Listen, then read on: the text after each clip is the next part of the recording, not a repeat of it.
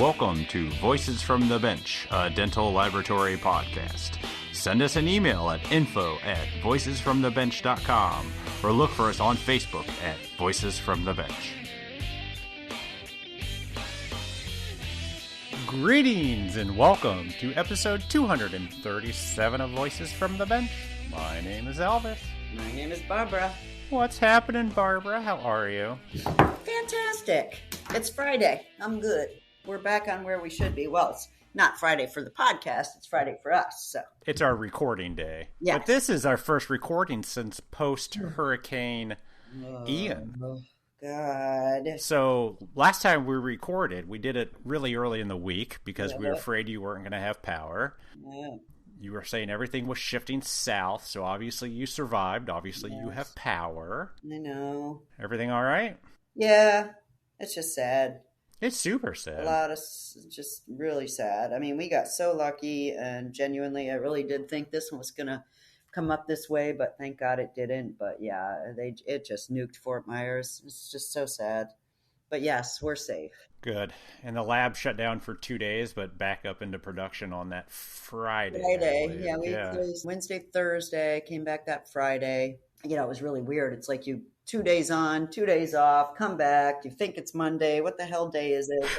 It's just a really odd week. Yeah. A lot of tension. But yeah, so now on to the next one. But yes, thank you for asking. Everybody I know is safe. We had a coworker go down there. So we donated water and clothes and hygiene stuff. And he went down there for us. And just everybody's hitting that part of the state trying to get them back on their feet, but it's going to be it was pretty nasty. So yeah, that's all you hear about is the recovery and how long it's going to take, how much it's going to cost. It's unbelievable. Yeah. I myself, I was at Lab Day East last week. It's back in Tarrytown, New York, which from the Uber ride from New York to Tarrytown, I don't really have much to report on Tarrytown itself, but Lab Day East was amazing. It was really busy. Good. It looked like it was. I was surprised how many people actually showed up because, you know, Lab Day East is typically the least attended of the 3 lab days. Yep. We always went to the one in Philly, but I don't know. It seemed packed. It was very busy. Yeah. So hopefully they'll stay in Tarrytown. I mean, it was a good location. Lots of vendors, attendees, presentations, all sorts of good stuff. My presentation, I had about 25 to 30. So yeah, I thought it was pretty good. It was a very immature group. We had a lot of laughs and giggles because when talking about stud attachments, I bring up inside of the locator insert. I call that the nipple. And imagine that. It's hard not to laugh when you talk about a ball attachment. So you would have fit in the group. Oh yeah, right up my alley. Yeah, but it was a lot of fun. Good. A lot of fun. Good. But a couple weeks is our next one. Whip Mix. Yeah, quick reminder to everyone. We're about 3 weeks away from the Whip Mix Digital Forum down there in the town I can't pronounce. Louisville, Kentucky. Yeah. 28th and 29th of October. We'll be there the 29th, correct? Yes. Okay. But I believe, and correct me if I'm wrong, but this is the first time we're recording face-to-face together since Lab Day Chicago. Is that right? Yeah, February. Yeah, you are correct. We used to do these a lot more often throughout the year. No. Yeah, we need to get this schedule going again. Oh, there's a Halloween costume event there? Yeah. Oh, man. That's cool. We're expecting a great costume by you, Barbara. Oh, wow. I love Halloween. Delete that. But bleep that, please. I love Halloween.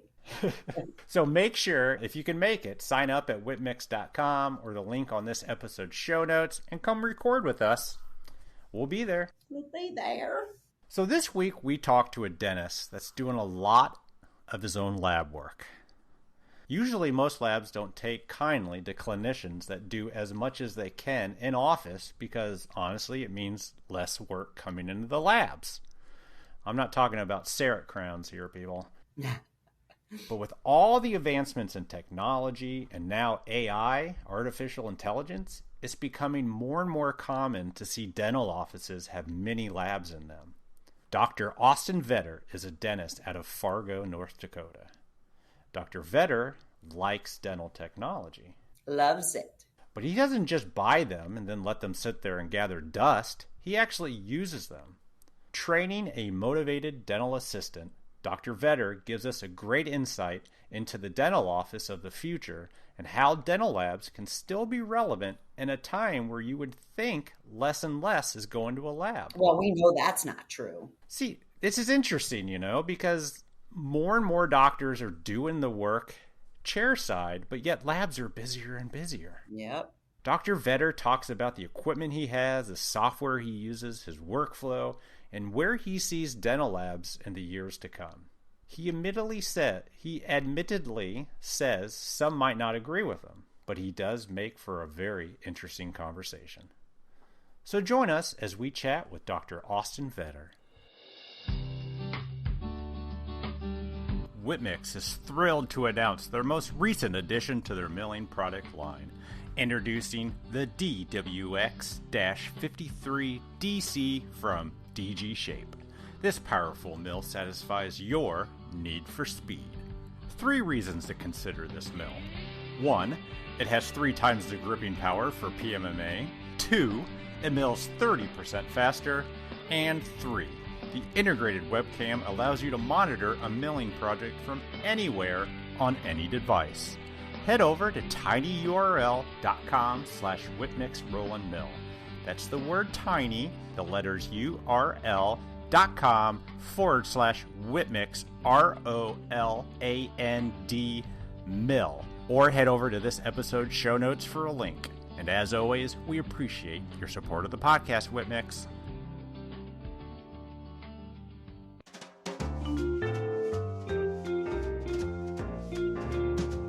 Voices from the Bench. The interview. We like making patients wait for us. The tables have turned. Yes, exactly.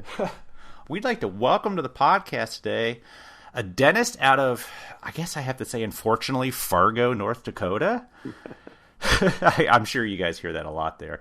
Dr. Austin Vetter, how are you this morning? I'm doing well. Thanks for having me on. This has been a fun podcast to listen to. I'm usually in the dental clinical podcasts, but I've really kind of found my love for dental lab podcasts. Too bad there's only like one of them, though. We kind of have the market. Dr. Vetter, I'm going to call you Dr. Vetter because that's how I was raised in this industry. I'll try my best to call you by your first name, but it probably won't happen. Whatever works.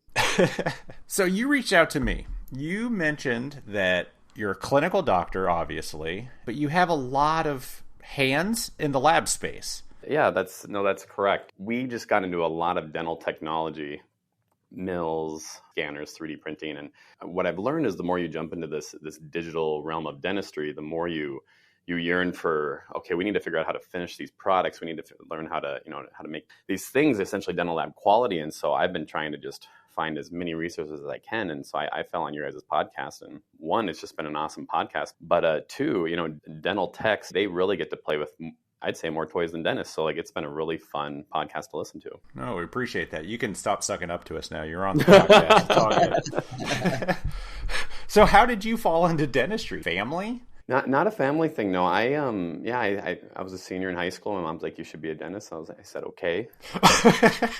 I went and shadowed. So I thought dentists just walked into a room, looked at the teeth, and said, "Looks good to me," and walked out. And I didn't realize that we had to like pull teeth and do crowns. I didn't realize it. I mean, it's some work. I didn't realize it would be all this work. But no, but it's been one of the greatest professions I ever went into for really everyone in dentistry. The dentists, the dental techs. This is such a fun industry. It's a small industry, and I think it's cool how Ann Kurzenbrock, you guys know her. I can't remember what her married name is, but Colzer. Okay, that's right. Yep. Yeah, I went to school with her brother, but yeah, I'm friends with her, and I talked to her, and she knows you guys, and so it's weird how small this industry is, but it's also very fascinating. Oh, very much so. You went to school. We can get through that. Did you go right into your own practice?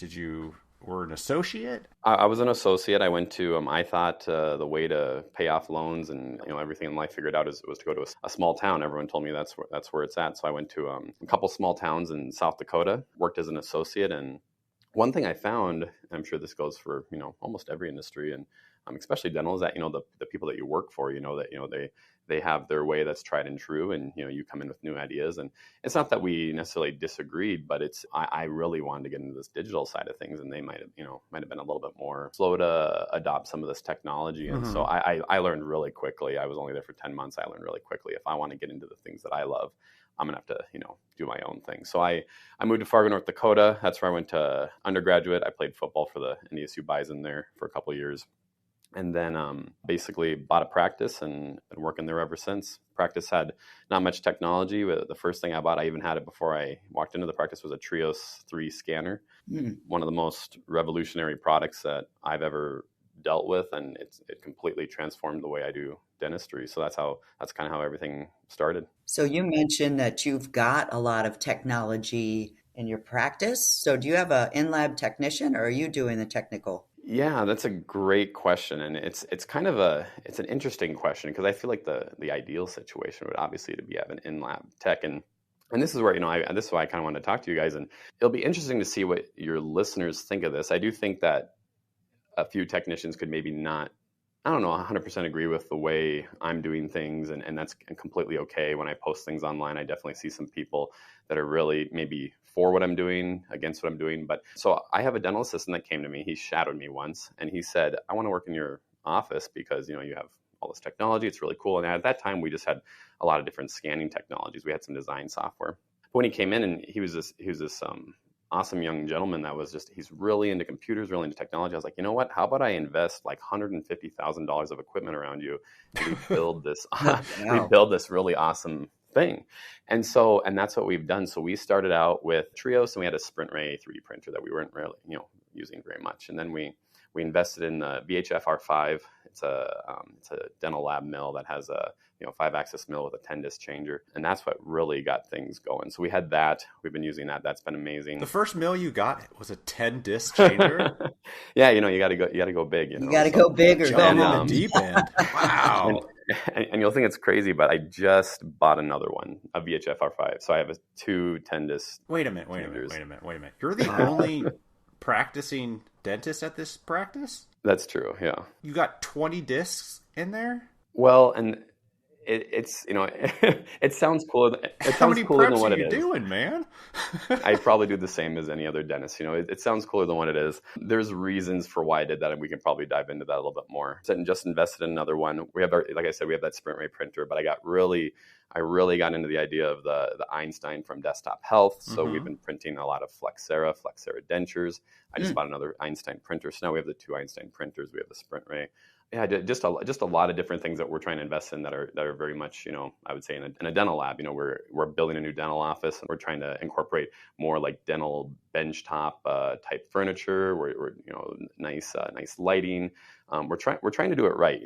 That's one thing I think that and we, like, dentists get a bad rap for producing probably inferior work, and I don't blame them. Where a lot of people are doing this in like a little closet. I wanted to make sure that we had all the resources possible to try to produce as good of work as we can. So, is that dental assistant that you just mentioned, is he running all of the equipment and doing all of the teeth and the dentures and everything? Yes and no. So I would say in a lot of ways, yes, he's managing it all, and that's what I think any dentist really, if they're going to get into this, they would have to do that. They would.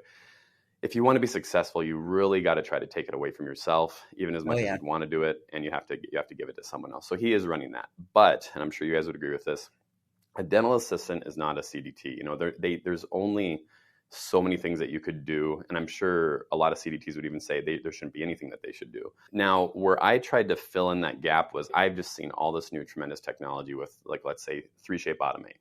3Shape Automate is it's an artificial intelligence software that 3Shape has kind of baked into their dental system software. It allows us to produce, single unit posterior crowns, and you don't have to trace the margin, you don't have to design the crown. It spits these things out. A lot of larger dental labs are using them for volume, things like that. So I see all these different things with technology, with AI, and I was just like, I gotta jump on board with this. I feel like this is a good way to make it so that someone that's maybe a little bit less trained can produce really nice work.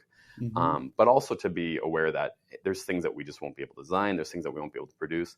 And those things we essentially refer out, kind of like we refer out with our specialists with orthodontics and implants. We refer out the harder designs, maybe some denture designs, some denture relines. we refer them out. Right now we're referring out to Evolve Dental. I think it's Evolution Dental Lab with the Jacksons. Yeah. They're doing a lot of our digital design stuff, and then we produce it in house. And to go with that too, I should say, to produce. Getting into digital, what I found, I thought it was just going to be, you push a button on a mill and out pops a crown, and it's going to be so easy. That's the way the CEREC people make it look. Oh, yeah. And I found quickly that is not the case. I've invested a lot in my assistant in zirconia green state finishing, Mio classes. We went and got trained by, Jack Morano with Absolute Dental. And so we're trying to not only invest in the technology, but also invest in the finishing processes, the polishing of these dentures, the green state finishing of these restorations. And it's been really fun, but it's also a lot of work. I can see why you guys, are stressed sometimes. So the assistant, did he have any digital background before joining you? He didn't. He's one of those guys where, you talk to certain people and they're like, I like computers. I play on the computer, play these video games. I feel like some people that get computers, they just get computers and they can, if they watch a couple YouTube videos, they can figure things out. Yeah. One challenge obviously is like he might bring a design to me. If he ends up doing like, let's say a bridge design, he might bring it to me and I'm, and I have to kind of obviously hold his hands with like, we have to change the lateral this way.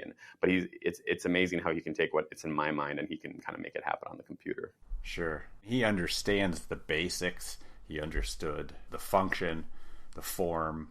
He does, and I'm actually surprised. They had a dental anatomy class in assisting school, and I'm surprised at how much that he knew. I mean, there's a lot that he doesn't know. There's a lot that I don't know. We're still both learning. Learn more about full mouth rehabs and how to handle those and stuff. But at the end of the day, the basic concepts he totally gets. We the other day he designed a crown on Trios Design Studio. It's like a same day software that they've produced, and I told, he forgot to put it through the articulator motion. And I mentioned it to him. I said, hey, see how it's going to hit that contact there. Next time we should do that because we could get it out. And he told me, he's like, after I milled the crown, I went and I kind of contoured that down. So it was kind of cool that he was able to do that without me telling him to do that. He kind of knew that was going to happen. So, are you doing both Emax and zirconia? So, yeah, that's a great question. I'm a zirconia believer. I really like zirconia. I've really been shaped in a lot by like Jack Morano. I've watched a lot of his videos. He believes that zirconia can almost be used for every indication. I know that's something that a lot of people do not like hearing, but he's a big believer in zirconia.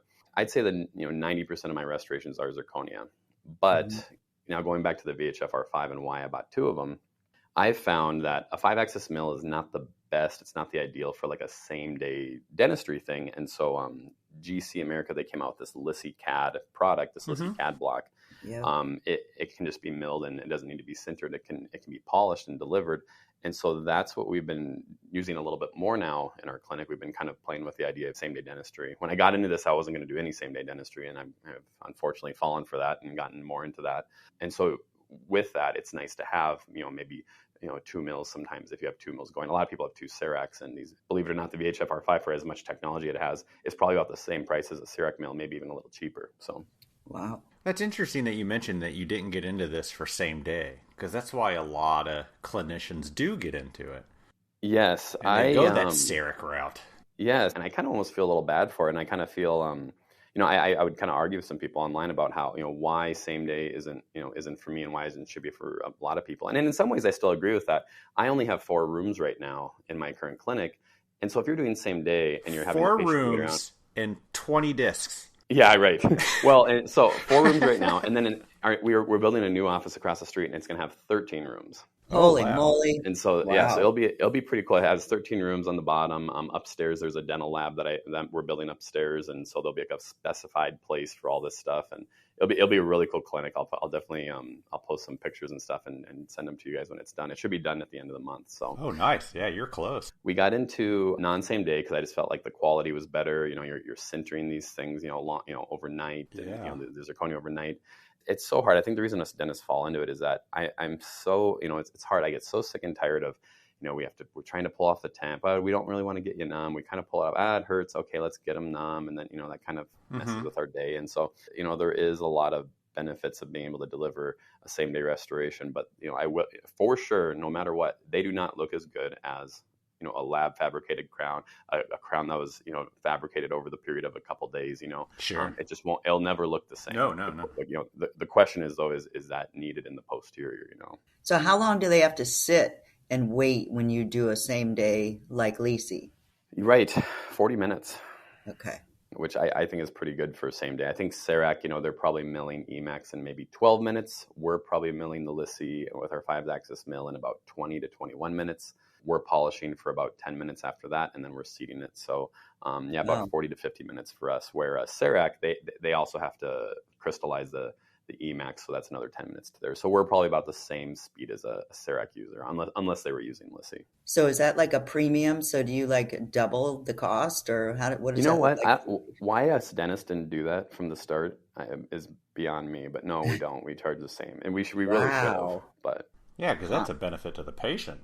Well, Yeah. well, in terms of not having to come back, things like that. Sure. Look at the technology investment, things like that. But it's difficult. There's a lot of in my area. I think it's probably I bet you it's 80 or 90% CEREC docs, and so there's patients that know about it. But I found what's interesting, and you can use this with any dentist that you have if I ever talk about same day.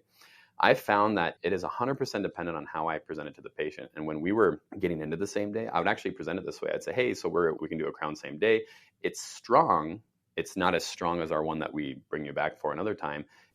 What's better for like hanging a picture on the wall? Do you need 9 screws in the wall, or is 2 going to suffice? But this one is stronger. It won't probably break, and they're like, yeah, let's go with the stronger one. So it's actually surprising with people when it comes down to it, like, if I'm going to get it done this once, let's just do it the right way. So people will choose a lab fabricated crown. People will choose a non-same day crown. But it all depends on how you structure that conversation. Yeah, I'm a little surprised at their answer, honestly, because I would think most patients would, let's get it done, get me out of here. That's interesting. They really listen to the dentist. If I'm like, it doesn't look as good, and it's glass, it could break. It's a second one, it really could break. They won't do it. They'll say, let's do the stronger one. So they always say, if you have, everything looks like a nail. If you have a hammer, that's probably what most of us dentists are doing with a CEREC type unit. Yeah. Well, if you mention glass, I'm sure most people get scared. Right. Who wants a piece of glass in their mouth? So how do you do that? So when you have your own in-house, like, how do you schedule your patients? Do you give yourself a week, or if I, 6 days, 2-3 days, Yeah. 6 days? So this is kind of this was our workflow, and it's always kind of evolving, but it's a really cool workflow, and I'm gonna try to make videos of it, and I want to show more dentists it. I don't know if people will do it because it is a little more complicated, but I think it's such a cool workflow. So we scan the patient, and if we're not doing the same, let's say it's no same day, we're scanning the patient, we're giving them a temporary, they're leaving, and all these scans are essentially going to our 3Shape dental system, kind of being all gathered up, and then at the end of the day, we export them all. You can do in one click export to 3Shape Automate, 10-hour design. Mm-hmm. I think it costs $1.80, $1.80 to get a design. So is that how much it is? It's $1.80. Yeah, That's I had bad. no idea. That's insane. when we do same day, and I can touch on that a little bit more. If you do same day, if you want to get it back in 5 minutes, it's a $15 design. Whoa. So we send all these cases to 3Shape Automate. It's $1.80 per tooth. The next day I come in, and what's kind of cool, so I haven't done anything to this point. Now I go in and I can kind of look at the margin, look at what the design looks like, and I approve it. So that's me basically saying to my dental assistant, like, yeah, you're good. You go ahead and fabricate all these. That gives me control, but also kind of lets me be a little hands off. So then he is queuing these all up. He's queuing them all up throughout the whole week. And at the end of the week, come Thursday or Friday, whenever he decides, he's got probably 20, 30 some crowns, and he hits mill, and it mills overnight with his 10-disc changer. So then he comes in the next day, he desprues them all, does his green state stuff, and he puts them in our, we have a Vote MBR oven, and I think we cook it's katana, and we're cooking it for like 7 hours. So he cooks it all night long, comes in, glazes them all at once with our Vita oven, and then they're ready for delivery. And so that's kind of cool that we essentially have these periods of time where he does this, only glazes, and he only does green stain, and that really it makes it very efficient. It makes it a very efficient process. So we had a pretty good thing going. The same day definitely causes issues with that, but there's the benefits of giving the patient the crown the same day. So, and you're not printing the models, correct? So it's all modelless.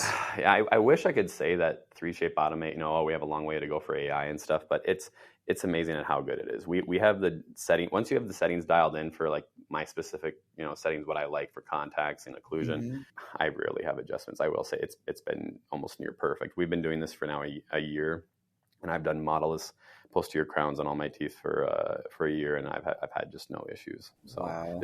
I will say there's probably been 2 crowns that the margin was drawn wrong, and we have to import that back in the dental system and then kind of correct that margin. Wow. I find this fascinating that AI, I really don't know much about 3Shape's AI. Nobody touches these things, right? When you get them back?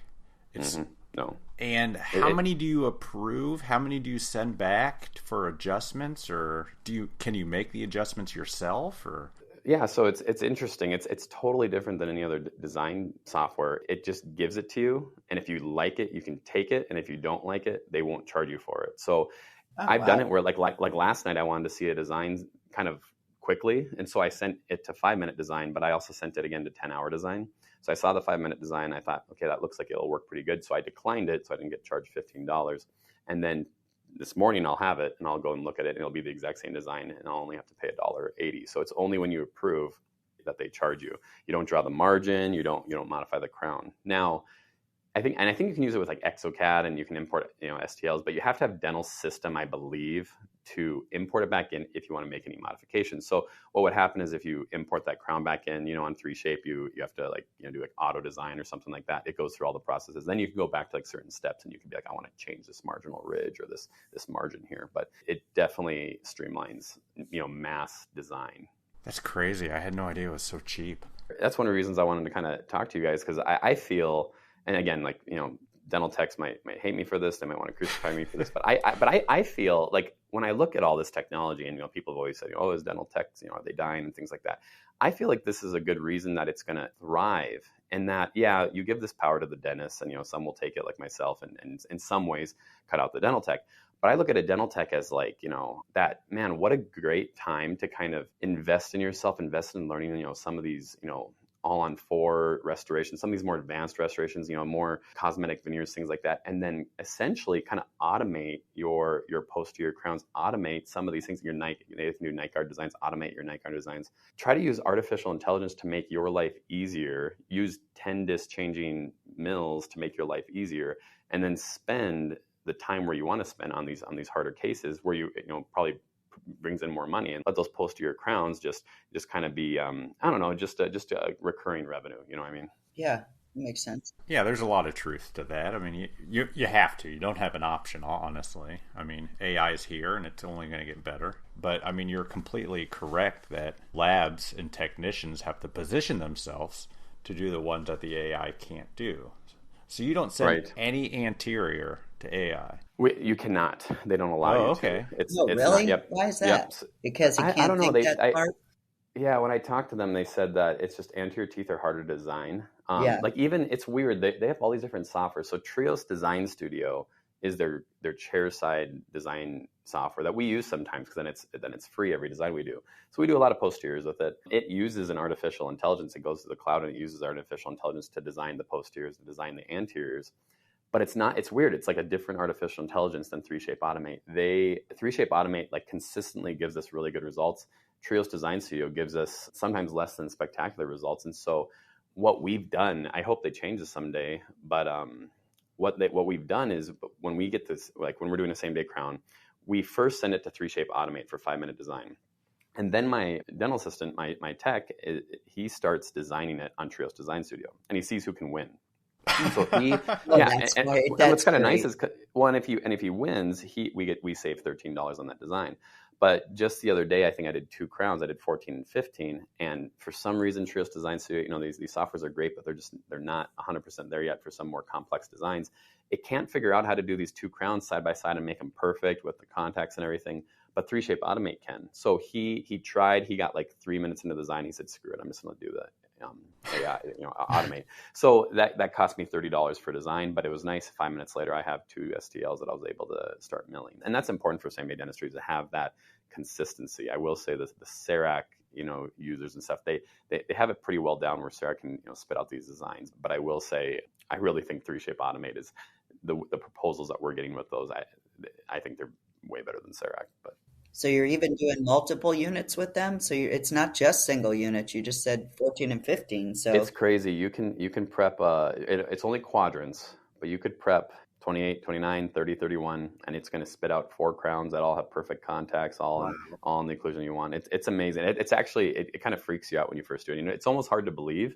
You'd have to do it and see it to believe it, but it's crazy. And then on top of that, so you could have maybe a tech that's listening right now, and he's like, I bet you it's garbage, right? I bet you it's not going to work. Well, you could do that still. You could send it out to 10-hour design, so now you're only paying $1.80 per tooth. And then you get them back, and now they're pretty close to being perfect, now you can make your modifications, right? So if you're a very particular lab and you want things to be perfect, at least it gets you the majority of the way there. And now you can just finish that restoration. Just finesse it a little bit and hit the go button. Every technician's got to touch it. Right. Absolutely. That's true. Well, did you have to kind of, I don't want to say lower your standards, but when you started, did you want to touch everything and eventually you had to kind of back off? Yeah. There was, because there's a lot of like trust issues there where it's like, I mean, yeah, I hired this young gentleman, but like I don't know him that well. He was a new hire, and it's I don't know what he's capable of. But I will say that the Automate has really just improved that ability for me to kind of watch over him in that way, because I know I trust the Automate design, and so when he gets those, he's able to, he's really good with his hands. So I completely trust him with the Green State, the Mio, things like that. But it's nice where the design aspect, I know that's going to be solid. Yeah. Not everything's perfect. We weren't able to do an Automate design for, it was a number 3 and a number, 30. So 2 crowns opposing each other wouldn't let us do it. So I had him design it. He usually designs a lot of stuff really well, bridges, things like that. But we just tried to deliver these 2 opposing crown cases the other day, and I actually had to retemporize her and bring her back because the design, I don't know why. He even showed me the design on 3Shape and I approved it. But I when I put it in the mouth, I was like, this doesn't look right. It was one of those situations where like, the buckle cusps were, they were like shorter than the lingual, and it just looked weird. It almost looked like toothless in reverse. So I was like, that was a bad one that we did. So is that a common problem, opposing teeth that AI can't do? It's not even a problem. They won't do it. So it won't let you input. Yeah, it won't let you input the stuff that it doesn't want to do. Huh. You have to know its limitations. It's really great for single posterior crowns. Won't do bridges. They just came out with copings. But so 3Shape Automate, I would say, is near perfect with design if it lets you do it. Otherwise, you have to design it yourself. Yeah, but I'm sure at one point it will be able to. You're right. And that's the reality is like, these things will get better and better. AI will get better and better. So it's like, where do I see, dental techs fitting into that? And it's like, I just see, you look at like all on fours. I'm sure all on fours will be automated someday, but man, those are pretty complex designs. And I think it's going to be a long time until that's 100% figured out. So in the meantime, I would take this technology and run with it. I would say, with a 10-disc changer, gosh, a dental tech, you could be a single dental tech working in your basement. You could be outputting a lot of posterior restorations, and then focusing on the things that you really love doing. Maybe you love stacking porcelain in these anterior cases. So how did you find your way to Mio? How did I find my way to I Mio? use it, so I love it, but I'm curious, how did you choose what type of system, and where did you find it? Because it ain't easy. No, it's really hard, actually. I think it's really, they talk about how simple it is to use, but it's actually kind of tricky with mixing, and it's very finicky. It's a finicky system, but it's weird an amazing names. System. Yeah, well, pumpkin. Yeah. So I don't know how I found out about it. I can't even remember. But again, kind of going back to Jack Morano, I think I must have watched something with, it was probably with Argan's new Zirconia. Mm-hmm. He was kind of talking about how amazing it was. He was showing how he was using it for these full arch hybrids, and then showing what he does with Mio. And so I've really, again, this will be a very controversial subject, but I feel the future is, this digital design, full contour design, and no cutbacks, and just green state texturing, green state contouring, and then Mio over the top, this liquid ceramic over the top. That's where I look at dental techs, and like there's so many.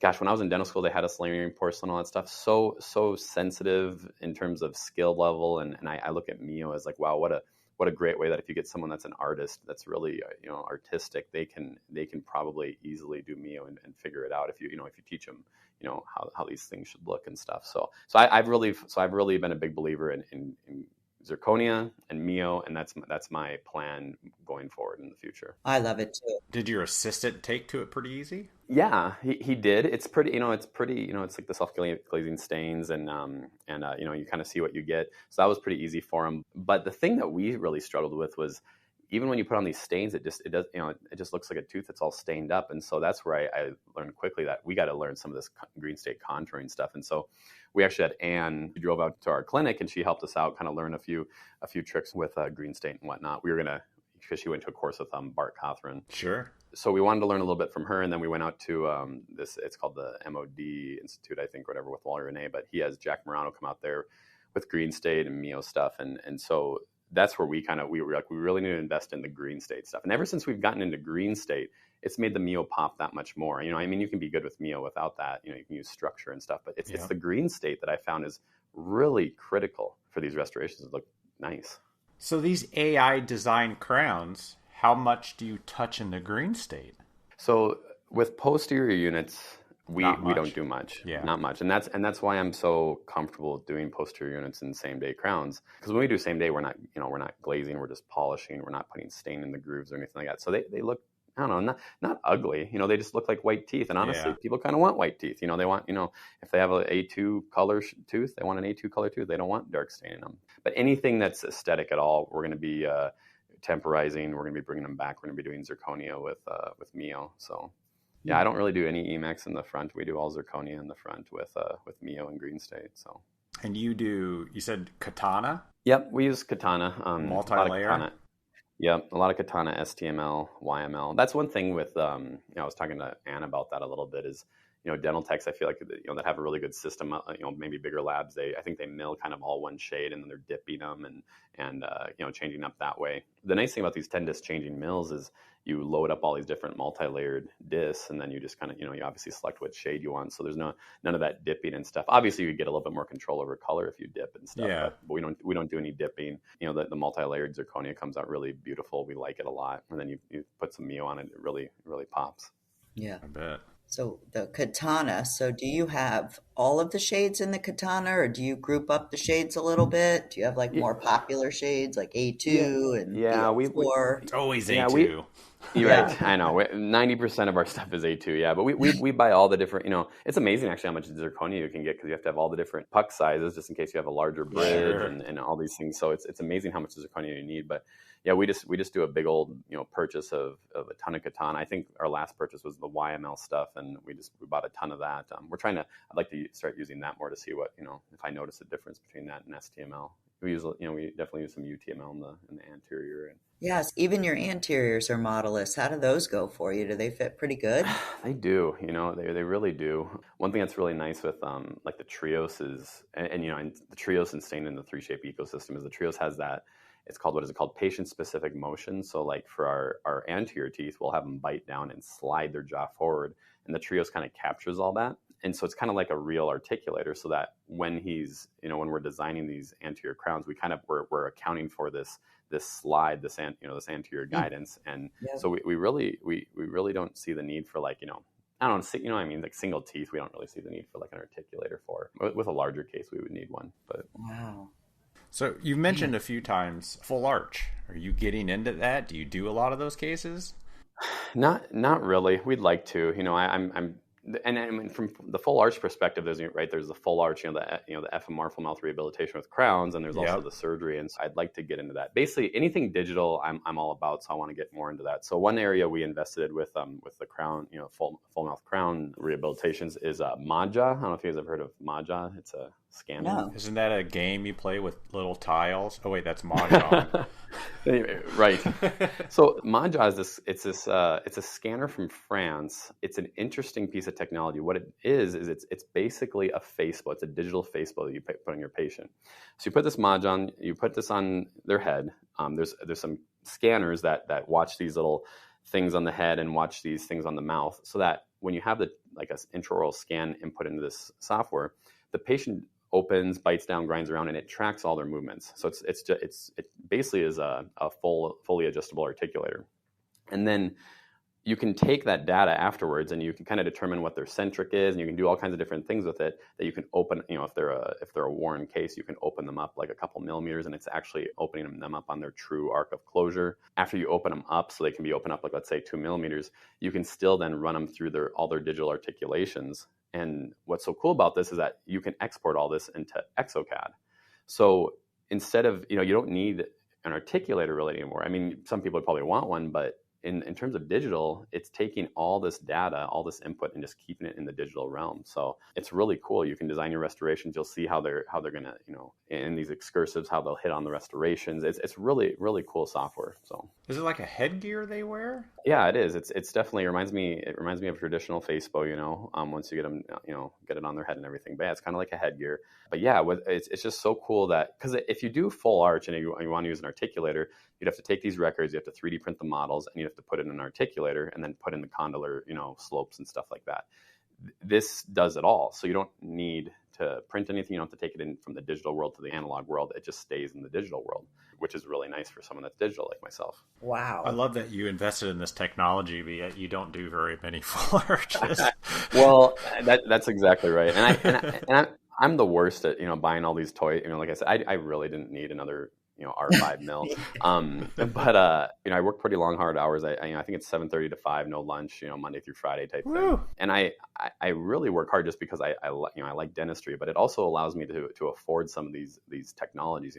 These softwares aren't cheap. exocad, 3Shape, Trios Design Studio. I have 3 different design softwares. It's not the cheapest stuff in the world, but if you bring enough revenue, you can invest in these things, and it really makes my job fun when I do these things. So, do you have the full 3Shape like labs have, or is there a clinical version? No, so there is a clinical version, and we have both. So we have full exocad, we have full 3Shape, and then it's called Trios Design Studio, which is the clinical side. Yeah, I think it allows just crowns and probably implant abutments. But so we have those 3. Wow. So you mentioned that you're building a new office with a new lab across the street. Are you preparing yourself for more in-house technicians? No, actually, our lab now is bigger than the one that I'm putting in the new office. Really? The lab, yeah. The lab now it's just kind of like a big old room. It's very inefficiently laid out. It looks like someone that would just put a lab in their basement. Probably it's very inefficient. In the new one, we have. There's a space for the mills, and there's a space for the glazing, and there's like 2 workstations for grinding and things like that. But yeah, it's just a little bit more condensed, but it's way more functional, and it'll be tight once we're in there because we'll have I'll have all the equipment. Every single corner of the lab will be filled out, but it'll be it'll definitely be state of the art, and it should have everything that like any technician would want in terms, and that's what I wanted. I wanted to make sure that we had no excuses. Well, we can't polish our Flexera dentures because we don't have like a dental lathe. We have to use a hand piece. I didn't want that. We wanted to make sure we get a good dental lathe and get all the great polishing materials from Keystone. So yeah, we wanted to make sure we did it right. So you're going to have 13 operatories, which means you are going to triple your workflow. Yes. So I'm thinking that you're going to need both those mills. And he's probably, instead of once a week, you're probably going to be milling more than that for sure. It'll be interesting to see how things progress. Obviously someday we'll have to bring on another dentist. But yeah, in our new office of the 13 rooms, it's really, we're trying to transform the way that we think about dentistry now, where, you go into a dental office, you go to the reception, you fill out your paperwork, you go to the back, you get your teeth clean.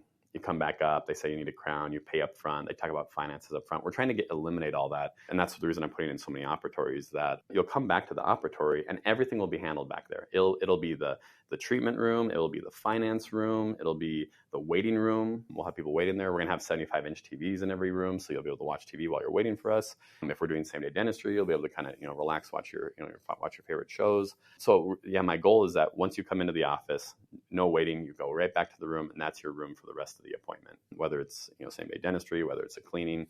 Yeah, we're really excited about that. No waiting room? Are you going to have one? Yeah, well, we're going to have a waiting room. It's kind of, I'm going to think of it as more of like a lobby. It'll actually be pretty cool. We're going to have a really cool like arcade system in there, and we're just trying to make it more, I don't know, like a store. When you walk into a store and it's we're going to have a coffee bar in there, but it won't be like a traditional waiting room where like there's 30 chairs lined up. Less traditional. And a lot of people are intimidated by the waiting before you go to wait again. You don't want to sit next to someone. Who wants to sit next to someone? Maybe you're worried, like, what if someone sees me? What if they know me? And then, in the traditional, like in my office now, if someone needs a tooth extractor, we're talking about pulling their tooth in front of all these people in the waiting room. That's got to be totally embarrassing. Sure. So we knew that something had to change with that. Yeah. Was that your brainchild? Yeah. I all my ideas I essentially steal from other people. So like it's the culmination of just so many people that I look up to, and how they do things. And for instance, there's I can't remember what I think it's Durham. They're these dentists. I think they're in Florida, but I kind of borrowed their ideas of the way they network their office for their dental technology. So for instance, when we'll have these wireless Trios scanners, we'll scan the patients in these rooms, and then right from the room, we'll go right into design. If we're going to design them ourselves. So let's say that my assistant's going to design it. He'll log into the design computer via remote desktop, design it on the 75-inch TV in front of the patient. Then when that's done, he'll remote into the VHF R5 computer that's upstairs, and since it's a disc changer, he'll choose what shade of block he wants, and he'll start milling, and it has a little webcam so the patient can actually see their tooth Wow. being milled right there, and it's all, they don't have to leave. I bet the patient loves that. Yeah, it'll be cool. We haven't That's really cool. done that yet, but we're Yeah. we're thinking that it's going to be a pretty big hit. Yep. A lot of dentists like show off their CEREC in the waiting room and put it in these like areas where people will see.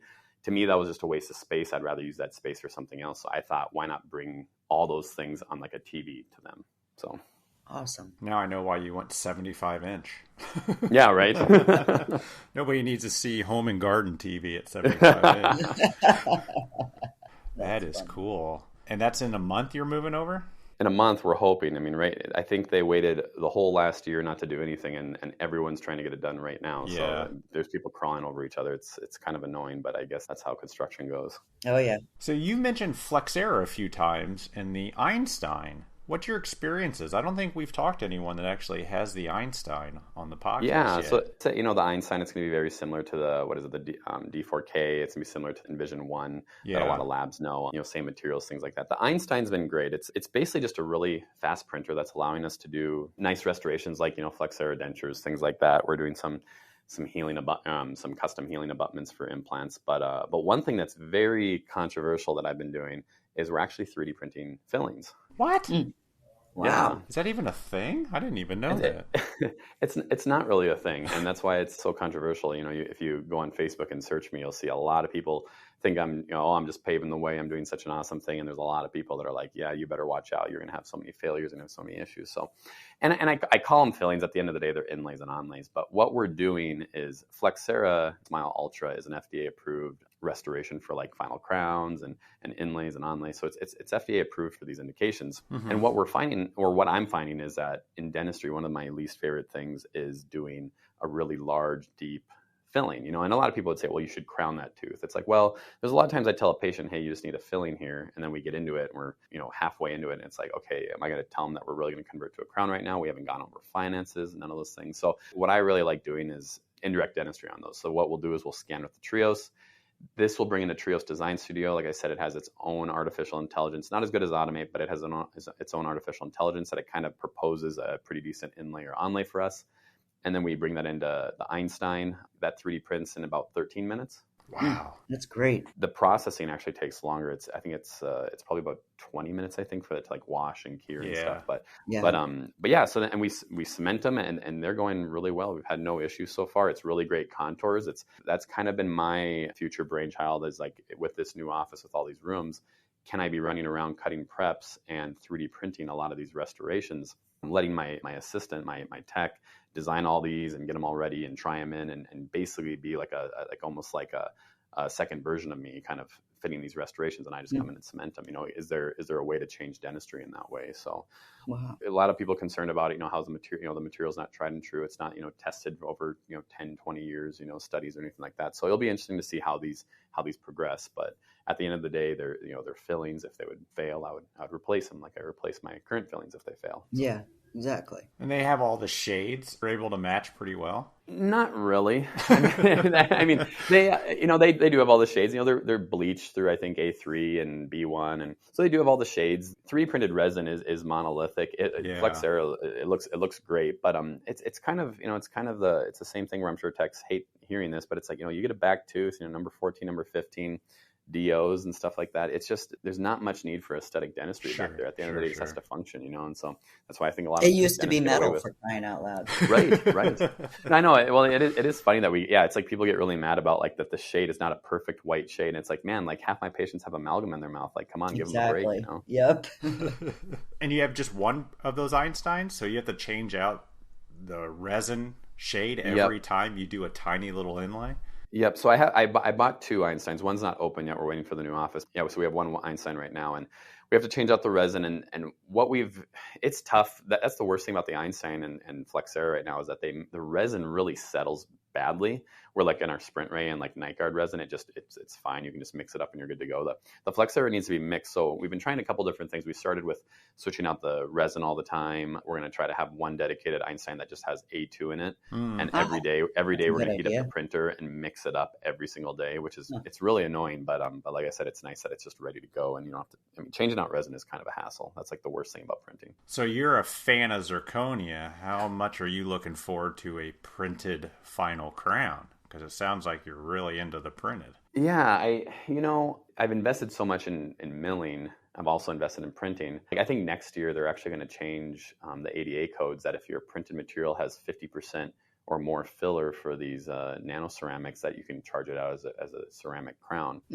Interesting. Yeah, it's gonna be really interesting. There's gonna be a lot of people on both sides of the spectrum really fighting, for it against it. I think for me, since I have all the tools, I'm gonna keep doing zirconia. I'm gonna keep doing glass, things like that. Because why even try it? Why even mess with it just in case there's a lot of failures and stuff like that. Agree. And also like as a patient, you'd probably want that, right? You'd probably want a ceramic in your mouth instead of a resin. But yeah, no, I'm excited. Who isn't excited for printed? When someday when printed zirconia comes, or maybe printed glass, who knows? But for now, I'm mostly using it for, I guess, temporaries, but also definitive, like maybe fillings that I don't think should probably last anyway as long as like a crown should, Yeah. So when you do temporaries, are you sending those designs off? How do you do a temporary? Yeah, so that's a great question. We've done a couple cases now where we've done like 6, canine to canine, 6 anterior crowns. And what we've done is we prep them, we scan them, and we send them off to then like Johnny Jackson at Evolve Dental. He's just faster at working at this stuff than we are. So he'll design them all, and then we will print them. We'll deliver them, and then we'll probably have them maybe make modifications or not, and then he'll send us the SDIs, and we'll mill all those in zirconia. Cool. So they try it on, make sure they like it, and then you go to final. Yeah, well, exactly. And I think that's, I think that might be part of the future of like, dental lab will look like in the future, where, you'll be using artificial intelligence to do these things that just can be more automated, like posterior crowns. You'll probably be doing some on-demand design for certain dentists, things like that. But the reality is too, though, is that I've seen so many. I so strongly believe this. I see so many dentists, 3D printing their own night guards, they're 3D printing dentures, things like that, and they don't look good. They really don't look good.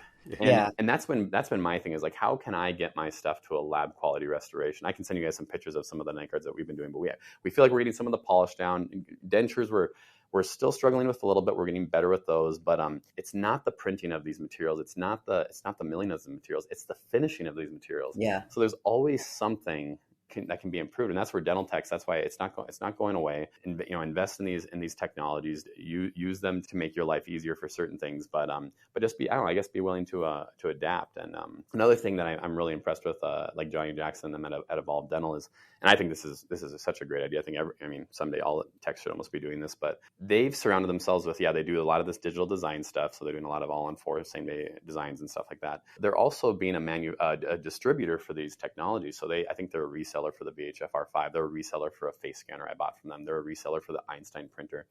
So maybe the future might be for some of these techs is that you'll come into a dental office and you'll be like, this is what you need. And like, I'll give you, like, let's get you all these things. I'll be your support. And then when you're having issues, or if you need something with, I can, we'll help you with this advanced design. You can do these simple ones, but we'll help you here. And it'll probably be a much closer union than what it is currently, And I think, I don't know, it'll be interesting to see where things go. Well, that's an interesting point. If clinicians are going to get involved with all this technology, why not have it come from a lab?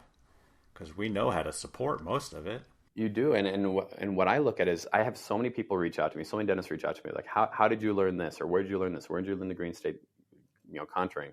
And I have to you have to tell them, like, you have to fly out to this state to go to this course that costs these thousands of dollars. I don't know if many dentists want to do that. And that's why a lot of dentists will probably still continue to use dental labs. But I think, in the future, if the dental lab was your lab, across the street or maybe a couple hours away, that the lab can come to your office, or you can go to their dental lab to learn these things, to put your staff through these courses that the dental lab can put on. I don't know. That's kind of an interesting dynamic there. Well, all the people you mentioned you learned this from were all dental technicians.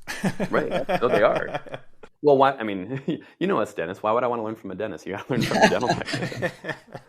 And now you can teach it if you want. We don't know what we're doing. Yeah. So are you doing a lot of the printed Flexera dentures? I wish we did more dentures, but we're doing, we don't do that much. But prior to Flexera, I was doing a lot of Avident dentures. Yeah.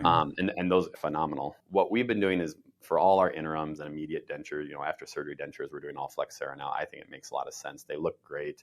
They fit great. I think it makes a lot of sense. The permanent dentures, that's a huge controversial discussion on should we be printing these permanent dentures. So I have one out there. I've done one that we printed a final denture. I charged my my full fee, and we printed it. We polished it nice. And I have a really cool picture of it on social media. It looks, if you want my Instagram, you can see it. It looks beautiful. I think it looks beautiful. I mean, it looks monolithic, but like I've said, people do like white teeth. Mm-hmm. And so the question, though, I get a lot from a lot of people is like, how's it going to hold up? What's going to happen if it wears quickly? And I'm willing to accept the failures on that if I have to, either print another one or if I have to send that design out to be milled from Avident. We'll see how that progresses. So I'm not doing, hundreds of dentures a day, all printed, and they're all going to fail someday. So we'll see. A lot of these materials, these materials are just so new. It's hard to know what to do with them and what not to do with them, from a... True. Yeah. Does it cost less than $2 to get that design from 3Shape? No. No. So that's where that denture design's hard. And we've tried to do some designs ourselves. It's hard. I send a lot of our designs to Johnny Jackson, and they charge us I think a decent amount to get that design. So now we have to pay for this design. We have to print it. We have to figure out a way to finish this, nice. In some ways, it's like, gosh, does it almost make sense? Yeah, why are you doing it? It doesn't. So I don't know. For me right now, I think a lot of the reasons we do stuff is just because we want to and we want to try to learn. But I've always been a big believer in the dental lab that it's like, for most dentists, it's like, you guys have no business doing this stuff. Keep doing what you're doing. Spend the time perfecting your craft and getting better at crown preps and doing more dentures, getting more patients in, and leave this technical stuff to the dental lab. So yeah, I'm a big believer that if you're going to get into this stuff, you have to invest in at least a team member that can kind of take it over from you. It doesn't make sense for the dentist to mess with it on the weekends and stuff. Yeah, at your rate, no way. It doesn't make any sense. Yeah, for sure. It's always been the discussion is, you're taking up your chair time where you make all your money to fiddle around. Yeah. And I mean that in a good way, but sure. it doesn't. Right. It's not as lucrative for sure for a dentist. Yeah, and I have a good friend, I tell him all the time, like, oh, you should get into this stuff. He really wants nothing to do with it. And actually, he's probably being smarter than me. He probably has way less overhead than me because he's using a dental lab. Like, you guys have all the equipment, you guys have all the systems in place, the polishing. Like, you just don't, we get to blame you on everything, right? Everything doesn't go right. It's a really good relationship for us, at least, so. I don't disagree with you on that. That's for sure. Well, I think it's great what you're doing. I mean, I know you mentioned a few times in this conversation that it's controversial what you're talking about and, taking work away from labs or whatever. But honestly, it sounds like you've hired and created a lab tech. Definitely trying to know his limits. And, we're obviously very concerned for our patients' health. And so we're not trying to just do stuff to do it, to say, oh, look, we can print dentures or we can mill these teeth and we can do all these things and we don't have to use a dental lab. Look how much money we're saving. It's not really about that. Yeah. I actually looked at my dental lab bill, I think 3 years ago when I wasn't doing any of this stuff compared to now. And I'm buying more like fun little stains and glazes and more bullshit. Oh yeah. I'm buying more stuff now that it's actually more expensive than what my lab bill was. So it hasn't saved me money at all, I don't think. But. That's hilarious. Well, Dr. Vetter, we appreciate you coming on this podcast. That's I think it's cool what you're doing. Yep. I think you're right. I think some people disagree with the business model. I'm a big fan of as long as you're still employing a dental technician, no matter where they learned it or how they picked it up, I think it's a good thing. Right. And I'm a big believer in it too. And I think as digital gets more and more, as it gets to the 100% adoption rate, we were talking earlier about all on fours and some of this same day digital design with photogrammetry, things like that. There's going to be so many opportunities for us all to collaborate on these designs, on these restorations, on this equipment, so it'll be interesting to see how dentists and dental labs work together going forward and where we see each other, where does one stop and the other begin? Yeah. Well said. Yeah. It's going to be a blurrier line, but I think it's going to be beneficial for everybody and mostly the patient eventually. Yep. Well, thank you so much, sir. We appreciate it. Yeah. Thanks for having me on. Awesome. We'll talk to you soon. Thank you. A huge thanks to Dr. Austin Vetter for coming on the podcast. I tell you what, it's not easy to come on a Dental Lab podcast and talk about all the work that you are doing by not sending it to the dental lab, but it was very interesting. It's doctors like him that as an industry we need to learn to work with and be a resource for. And when AI can't get the job done, we can. So there's no point in fighting it, you guys. It's going to only get better. And kudos, honestly, to him for allowing an assistant to become a technician, which is obviously a much better position. Wow. I say that because I'm a technician, of course. We want to hear from more dentists in the field, guys. Are you doing a lot more lab work yourself because of technology? Do you have a killer in-office lab and want to share your workflow? Send us an email at info@voicesfromthebench.com, and you can come share your story with our dental laboratory industry. Thank you so much, Dr. Vetter. Yeah, that was great. All right, everybody. We'll talk to you next week. Have a good one. Have a great one. Oh, even better. Have a great one. See ya.